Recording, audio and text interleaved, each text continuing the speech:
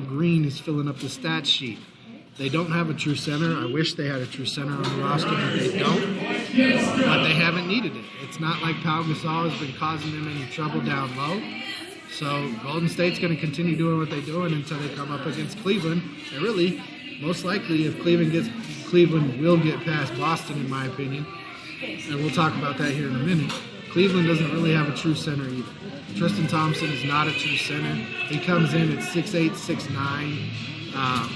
Kevin Love, he's a 6'8", 6'9" guy. So, like everybody's been saying, we're pretty much waiting for Cleveland, Golden State, round 3. On the Eastern Conference side, you got the Celtics and the Cavaliers. They played last night with Cleveland taking that game 1 in Boston, taking their starters out with about 5 minutes left in the game, and they still managed to win that one 117-104. They play again tomorrow night in game 2 in Boston at 8:30 on TNT. Now today Isaiah Thomas came out and said they're not scared of Cleveland, they're not the Monsters. I'm sorry, that's silly. You didn't need to take it there. I get what you were trying to do, bring some levity to the situation, show that they're not getting into your head and all that. And even making reference to the fact that LeBron James is supposedly starring in Space Jam 2. Just silly to me. Not after you get blown out like that, not after you come out and only put up 17 points, not after you tried to tackle LeBron James on a layup. Just a bad showing from the Celtics last night altogether. They came out flat.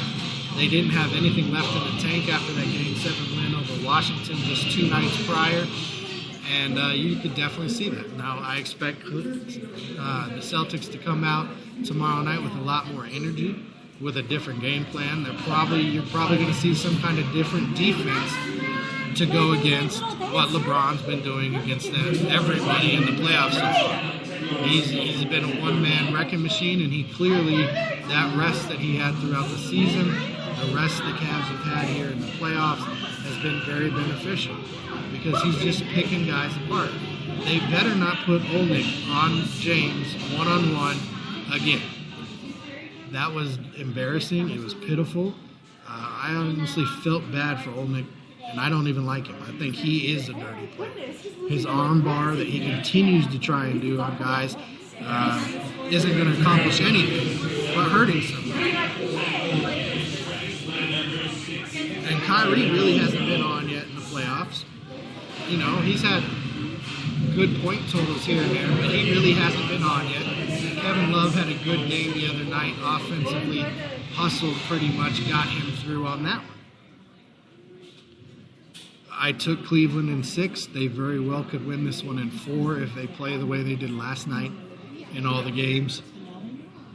I took Golden State in 5 because San Antonio didn't have Tony Parker. They very well could win in 4 if that's how that series is going to go after the first 2 games. Leaving us with round 3 of Cleveland and Golden State, which everybody's been talking about now for months. Even when they said Cleveland isn't playing very well, and they might be out of it. Oh, look at Washington, they're going to step in and do what they have to do. No, when it comes down to it, LeBron James still the best player in the world, best player in the NBA, and he's going to take that team to the finals. Golden State's the most talented team in the NBA as far as scoring and their fast-paced game. They are also, in my opinion, at least in my opinion, anything can happen in sports, they also will be in the finals again this year. And really, I can't wait for that. The NBA playoffs are way too long to me. I can't wait for the beginning and middle of June when the finals start. It's going to be something great to watch. This game tonight with the Empire and the Crush is going to be great to watch. If you're not here tonight, check it out on the YouTube channel. This is Real Deal Sports Talk with KP. Thanks for tuning in. I'm going to go catch the game. I'll get at you later. And like we do every time, just be real.